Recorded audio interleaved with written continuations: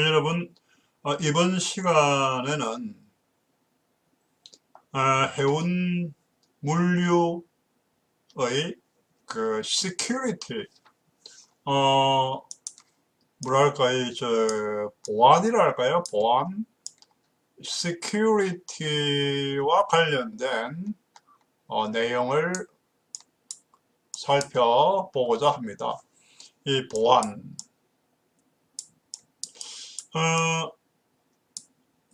지난 시간에는 우리가 식품의 냉장 화물 이런 걸 이야기하면서 safety, 안전이죠, 안전. 근데 우리나라에서도 이 안전이란 단어 뒤에 안심이라고 하는 말도 함께 쓰고 있습니다. 안전, 안심. 안전이라고 하게 되게 되면은 제공하는 사람이 이건 안전하니까 사용하세요 하지만은 그걸 실제로 사용자의 경우에는 자기가 안심하고 써야 되니까 안전만이 다가 아니고 안전, 안심을 이렇게 함께 단어를 쓰고 있는 것이 요 근래 추세인 것으로 알고 있습니다. 이 물류든 운송이든 해상 운송이든 간에 우리 저 앞에서 보게 되게 되면은 이 IT와 물류가 결합되었다 해서 IT 물류, IT 로지스틱스, 해운에서도 IT가 중요하다. 그 다음에 보면은 요즘 탄소 배출, 지구 온난화 이거와 관련해 가지고 이 물류가 환경 물류, 다른 말로서는 또 그린 로지스틱스 내지는 그린 물류 이런 말도 쓰고 있죠. 그 다음에 식품의 경우에는 세이프티 물류. 그 다음에 지금 오늘 이야기하려고 하는 것이 security logistics가 여기에 해당됩니다. 여러분 알다시피 2001년 9월 1일 미국에서 엄청난 테러가 있은 이후에 화물 운송의 보안의 중요성이 커지고 있습니다. 그래서 미국의 세관을 중심으로 해상 물류 관련해 가지고 규제를 대폭 강화하고 있는데 이러한 규제 사항을 철저하게 지켜야만이 이 물류 내지는 운송 내지는 스플라이 체인이 원활하게 작동을 할 수가 있을 것으로 봅니다.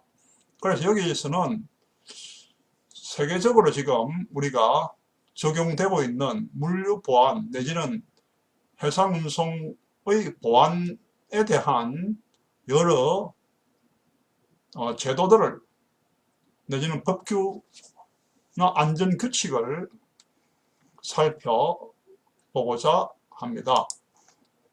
먼저 여기 US ACE라고 하는 것이 나오는데 이 ACE는 이 영어로 여기 보다시피 automated, C가 commercial, commercial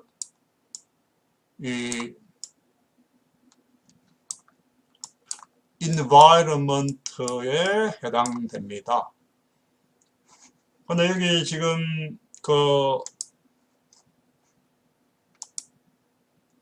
ACE라고 하는 것이 어떤 내용이 중요하니까 미국 세관이 선사라든지 NVOCC에게 화물을 선적하기 24시간 전에 Electronic Data Interchange, 전자 문서 교환을 통해 가지고 적하 목록의 신고를 요구하고 있습니다. 우리 해상운송에 필요한 서류 중에 하나가 적하 목록이죠. 무엇을 과연 실렸느냐 하는 것을 보여주겠죠. 그럼 여기 지금 NVOCC도 나오는데요. 자, 그 중에 이 미국의 ACS 가지고 뭐 주된 것이 뭐냐니까, 여기 나오다시피 이 24 룰이라고 하는 것이 있습니다. 24 룰. 이 24hour 룰이 뭐냐? 이 해상운송이 사실은 단순한 상품 밀수뿐만이 아니라 이 화학 작품을 이렇게 넣어가지고 컨테이너가 탁 도착할 무렵에는 그것이 폭발하게 한다든지 뭐 이런 일들도 발생할 수가 있겠죠. 9/11 이후에 그때 뭡니까 세계 무역 뉴욕에 비행기가 이렇게 그냥 바로 그냥 빌딩을 이렇게 폭파시키잖아요. 그래서 이게 테러 무기를 뭐 컨테이너에 실른다든지 뭐 이렇게 악용될 가능성이 높아지자 이 미국의 Customs and Border Protection CPB 미국에서 2003년부터 본격적으로 이렇게 24 룰을 시행하게 되었습니다. 이 선적된 화물의 적하 목록을 미리 확인할 수 있게 만든 규칙입니다. 이것이 리스크 어세스먼트를 통해 가지고 위험 화물의 선별 능력을 강화시켜 주었습니다.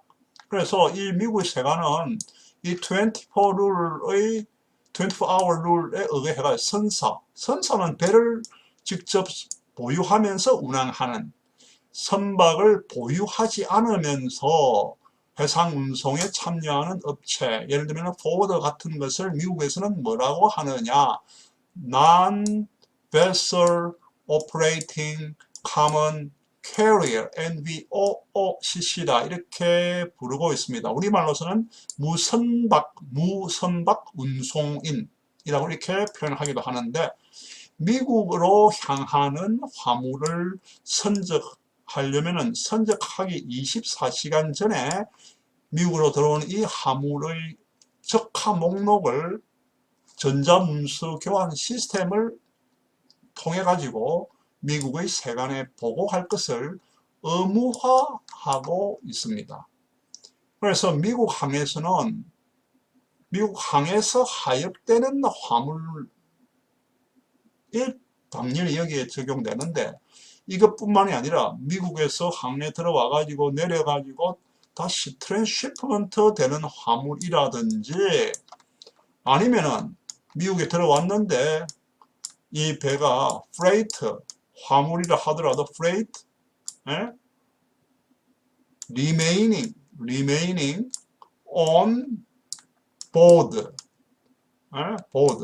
이건 뭐냐니까, 배가 화물이 들어왔는데 배가 정박하는 기간 동안에 그 배에 화물이 여전히 남아있는 화물, 잔류하고 있는 화물, 이것까지도 이 규정을 따라야 됩니다. 그래서 이 정해진 시간 내에 완전한 적하 목록 신고를 하기 위해서는 배가 접안하는 72시간 전에 이 배가 HMM의 배라고 하게 되게 되면은 서류를 작성해서 제출해야 된다 하는 것이 이 조건에 해당됩니다. 이거는 HMM뿐만 아니라 미국에 들어간 화물들은 전부 다 지금 그렇게 해야 되는 거예요. 그 다음에 여기 나오는 카나다 ACI, 이거는 뭐 화물 안전 강화를 위해서 미국 캐나다의 세관에서 2004년부터 미국 세관의 24시간 룰과 동일하게 이러한 규정을 적용하고 있는데 ACI라 해가지고 Advanced Commercial Information 이라는 이름으로 달고 있습니다. 여기 보다시피 이 캐나다 세관은 역으로 지금 Board Service Agency다 이렇게 또 이렇게 BSA라고 하고 있네요. 그죠? 그 다음 또 다른 해운과 관련된 보안의 규칙으로서 ISPS라고 하는 것이 있습니다. 이게 뭐 아주 오래전에 이게 나왔는데요. 이건 무슨 약자냐? International Code for the Security of Ships and Port Security. 선박의 보안뿐만이 아니라 항만의 보안과 관련된 규칙으로서 이걸 일명 ISPS 코드다 이렇게 부르고 있는데요. 이것이 만들어진 이유가 뭐냐 할 때 국제적인 협력을 통한 보안 위협, 테러라든지 이런 위협을 요소를 제거하자는 것. 그리고 어떤 문제가 발생했을 때 책임 소재를 명확히 하자. 그 다음에 보안 정보의 교환, 항만들 간에서의 교환, 그 다음에 보안 강화를 위해 가지고 어떠한 지침을 지켜야 되는지에 대한 것들이 여기에 규정에 자세히 나오고 있습니다. 그리고 또 적절한 보안 상태가 유지되고 있는가에 대한 평가도 할 수 있도록 ISPS 조건이 설립되었습니다. 그 말은 뭐냐면 우리나라의 항만이 이 미국하고 이렇게 교육을 할 수 있는 그런 항만이 되기 위해서는 이 ISPS를 지키지 않으면은 미국으로 향하는 화물을 보낼 수가 없다는 의미로 여러분들이 생각을 하면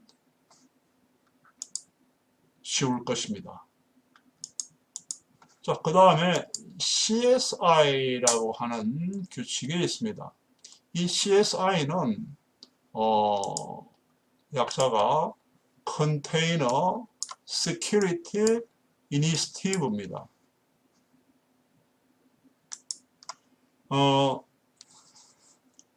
이건 어떤 내용이냐 하는 것을 보면은 다른 나라의 세관, 예를 들면 우리 한국의 세관과 그 다음에 미국 세관이 일종의 협약을 체결하는, 그렇게 우리나라의 정부와 미국의 정부 간의 안전과 관련된 협정을 체결한 것으로 해석을 할 수가 있습니다. 그래서 CSI 하에서 미국 세관들은 미국으로 향하는 화물이 선적되기 전에, 그 말은 부산항에서 미국으로 향하는 화물이 선적되기 전에 미국의 세관원들이 그 화물의 위험을 검사하기 위해 가지고 부산항이 CSI 항국이기 때문에 부산항에 미국 세관이 배치된다는 거예요. 그래서 여기 보게 되면은 이 US 세관에 따르면은 유럽 항구들 뿐만이 아니라 여러 나라의 항구들이 이 CSI 항구의 이행에 동의를 해서 이러한 프로그램을 추진을 하고 있는 상황입니다. 자, 그 다음 이 CTPAT 라고 하는 것이 있습니다. CTPAT는 무슨 이 약자냐, 여기 보다시피 커스텀, 트레이드, 파트너, against terrorism. CTPAT. 이거는 자율적인 안전 강화를 위한 데, 아까 CSI는 정부 간의 그 안전 협정이고, 그죠? 그 다음에 ISPS는 완전히 강행되고 있는 그런 법과 같은 것이고, 이거는 자율적이다. 여기에 참여하는 주체가 뭐냐니까, 뭐 세관이라든지, 그 다음에 수입업자라든지, 예? 뭐 수출업자도 들어가겠죠. 터미널이라든지, 우리가 터미널 우리 봤죠. 터미널 운영하는 것이 뭐 GTO도 있고 일반 선사들이 터미널을 소유하거나 지분으로 참여하는 경우도 있다는 봤죠. 그 다음에 선사들이 참여하는, 예? 수입업자 터미널 선사는 뭡니까? 민이죠. 민이고. 그 다음에 세관은 관이죠. 이런 협력업체가 이 CTPAT입니다. 이것은 뭐냐니까 자율적인 참여를 전제로 하고 있지만은 원활하고, 예? 빠른 수송, 여기에 참여한 선사의 화물이라 하게 되게 되면 아무래도 검사를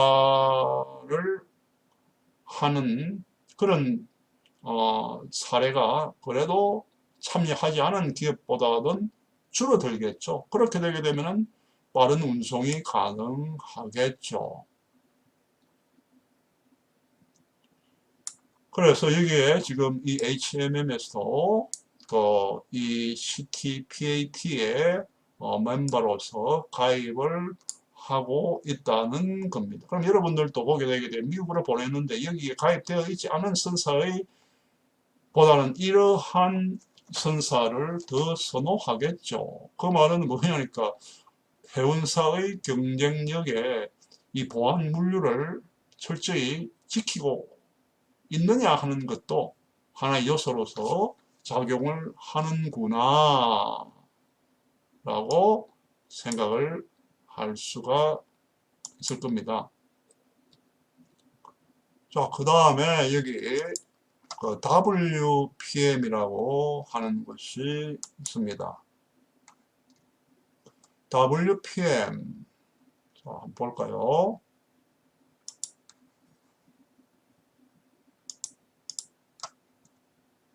WPM은 이 목재, 포장재와 관련된 겁니다. 미국, 캐나다, 멕시코 세관에서는 이 세 개가 과거에는 뭐였습니까? 나프타였는데 지금은 이 나프타라는 이름이 아니고 트럼프 대통령의 요구에 의해 가지고 새롭게 협정이 체결되었지요. 그죠? USCMA입니까? United States, 캐나다, 멕시코 어그리먼트. 이름이 이제 나프타라는 이름은 없어졌습니다. 이 세관에서는 나무에 보게 되게 되면은 이 해충이 많이 있습니다. 그 목재 수입에 영어로 보면은 팀버, 목재 및 팀버 트레이드에 아주 중요한 것 중에 하나가 목재에 거기에 나무에 얼마나 이 해충이 많이 있습니까? 그것이 들어와 가지고 자국의 살림을 엉망으로 망치는 경우들이 많이 있습니다. 그래서 이러한 유입을 막기 위해 가지고 2005년부터 목재, 포장재가 뭐야? 포장재가 패킹 머티리얼즈를 규제, 레귤레이션 하는 규정을 오래전부터 실시를 하고 있습니다. 이 규정에 따라 가지고 미국으로 향하는 화물에 사용되는 깔개라든지 이런 목재 포장재, 우리 앞에서 자동차의 경우에 컨테이너에 목재를 깔게 되었죠. 훈정 소독, 그 다음에 열소득을 실시했다 하는 그런 공인 인정을 받아야 된다는 것. 그런 공인 인정을 받았다는 증서가 없을 경우에는 목재 포장재에 대해 가지고 이 반송 조치를 하거나 할 수가 있고, 이때 소요되는 모든 비용은 수입업자, 수출업자가 아니라 책임이 된다는 겁니다. 그래서 목재 포장재 수입 관련된 수입업자라면은 어디에서 이것이 목재는 산림 부분이기 때문에 미국의 농림부 홈페이지에서 자세히 정보를 구할 수 있다 하는 그런 내용이 나오네요. 여러분들 뭐 이러한 내용도 좀 특이한 사항 아니겠습니까? 그 다음에 AEO에 대해서 보겠습니다. AEO. 이 AEO는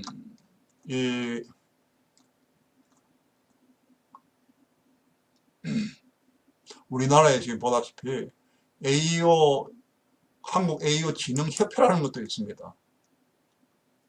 네, AEO 진흥협회.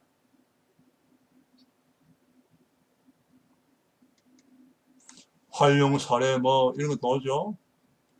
기회되거든 이 AEO 진흥협회에 들어가서 한번 살펴보고요. 여기 CPB, Customs and Border Protection. 예? 앞에 우리 미국의 세관 이야기 CTPAT 봤죠? 뭐 AEO의 비관 경제적인 효과, AEO 기업의 AEO를 이렇게 공인받은 기업들은 상당한 혜택이 있다. 예? 이러한 AEO를 해주는 단체가 이 협회인 것 같네요. AEO란 무엇이냐? 예? AEO란 무엇이냐? 한번 볼까요? 여기 뭐라고 했는지. AEO라는 것은 영어로서 Authorized Economic Operator. 이 뭐냐니까 수출입 안전관리에 있어가지고 우수한 업체로 공인된 업체라는 겁니다. 그리고 여기 보면은 수출입 업체라든지 그뿐만이 아니라 운송인이라든지 창고업자라든지 관세사라든지 이런 무역 관련된 업체들 중에 관세 당국의 그 법규라든지 안전관리 수준에 대한 심사를 받아가지고 공인받은 업체가 AEO 업체입니다.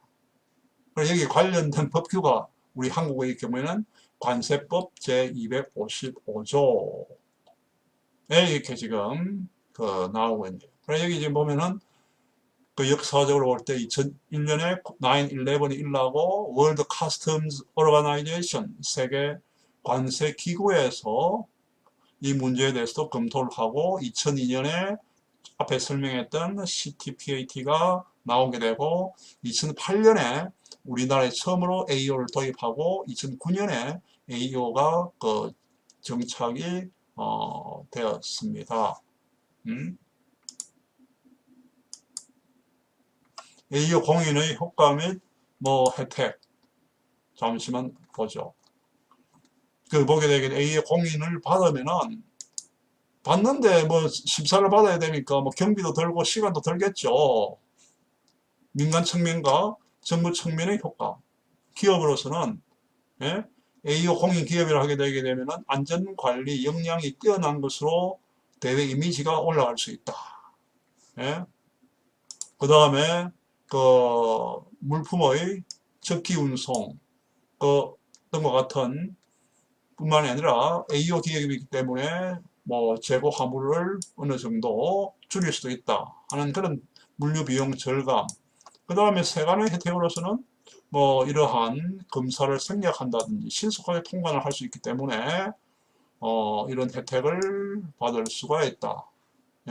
그 다음에 정부적인 관점에서는 이러한 혜택이 있다. 그래서 AEO 진흥협회가 만들어질 만큼 한국에서도 이 AO는 아주 일상화된 내용입니다. 자, 그 다음에 여기서는 뭐라고 표현을 하고 있느냐 하는 것을 잠시 보면은 조금 전에 AEO는 무슨 약자로 하는 것을 설명을 했죠. 그리고 이것은 AEO는 그 유럽 연합 EU에서 공표한 그 물류 그 보안 인증 제도입니다. EU에서 공표한 미국이 아닙니다. 2008년부터 실시되고 있는데 이건 미국의 그 CTPAT하고 유사한 제도입니다. 이거는 보게 되면 이것도 일종의 강행적인 그러한 것이 아니고 자율적인 그러한 보안 지침이다 이렇게 볼 수가 있네요. 그래서 유럽연합에 제시한 보안 기준을 준수하고 있는 그런 수출업체라든지 관세사라든지 창고업자라든지 이러한 관련 업체에게 인정지를 부여하고 있다 하는 내용이었습니다. 그 다음 마지막으로 BTA에 대해서 보도록 하겠습니다. 이 BTA는 여기 나오다시피 무슨 약자냐, 바이오 T 테러리즘 액트입니다. 그 9.11 테러 이후에 미국의 안보 강화를 위해 가지고 2002년에 만들어졌는데 이거는 식품과 관련된 것으로서 두 가지 그 규정을 있습니다. 모든 식품 시설 등록과 미국으로 수입에 대한 식품에 대한 사전 신고로서 이 BTA 목적은 식품 공급에 대한 공격으로부터 미국 국민을 보호하기 위한 것이다 하는 이 정도로 살펴보고 앞으로 이 분야의 BTA와 관련해서 더 깊이 있게 알려면은 이 밑에 나오는 이 링크들을 여러분들이 직접 클릭을 해서 방문해서 정보를 구해 볼 수 있기를 바라면서 오늘 수업은 여기서 마치겠습니다.